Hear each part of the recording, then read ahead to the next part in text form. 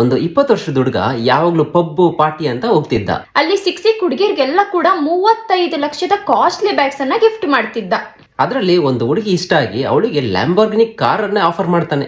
But ಅವಳು ಅವನೇನೋ ಸುಳ್ಳು ಹೇಳ್ತಾ ಇದ್ದಾನೆ, ನಿಜ ಅಲ್ಲ ಇದು ಅಂತ ಅನ್ಕೊಂಡು ಅವನ್ ಕೊಟ್ಟಿರೋ ಆ ಆಫರ್ ನ ರಿಜೆಕ್ಟ್ ಮಾಡಿ ನನ್ಗೆ ಆಲ್ರೆಡಿ ಬಾಯ್ ಫ್ರೆಂಡ್ ಇದ್ದಾನೆ ಅಂತ ಸುಳ್ಳು ಹೇಳ್ತಾಳೆ.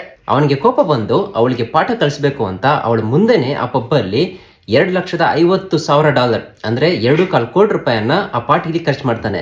ಮತ್ತೆ ಸಿಕ್ ವೇಟರ್ಸ್ಗೆಲ್ಲ $2,500 ಟಿಪ್ಸ್ ಅನ್ನ ಕೊಡ್ತಾನೆ. ಅಂಡ್ ಅವನು ಸಿಕ್ ಕಡೆ ಎಲ್ಲ ಕೂಡ ಪ್ರಾಪರ್ಟಿನ ತೆಗೆಯಕ್ ಶುರು ಮಾಡ್ತಾನೆ. ಮತ್ತೆ ಮಯಮಿ ಬೀಚ್ ಸೈಡ್ ಹತ್ರ ಒಂದು ಮನೆನ ಬಾಡಿಗೆಗೆ ತಗೊಳ್ತಾನೆ.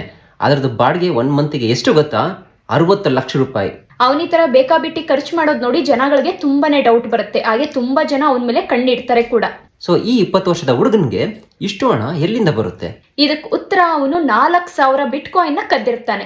ಸ್ನೇಹಿತರೆ, ಮುಂದೆ ಅವನ ಕತೆ ಏನಾಯ್ತು? ಅವನು ಸಿಕ್ಕಾಕೊಂಡ ಮತ್ತೆ 4,000 ಬಿಟ್ಕಾಯಿನ್ಸ್ ನ ಹೇಗೆ ಕದೀತಾನೆ? ಸೊ ಇದೆಲ್ಲದನ್ನು ಕೂಡ ನೀವು ತಿಳ್ಕೋಬೇಕು ಅಂದ್ರೆ ಕಮೆಂಟ್ ಸೆಕ್ಷನ್ ಅಲ್ಲಿ ಪಾರ್ಟ್ 2 ಅಂತ ಕಮೆಂಟ್ ಮಾಡಿ.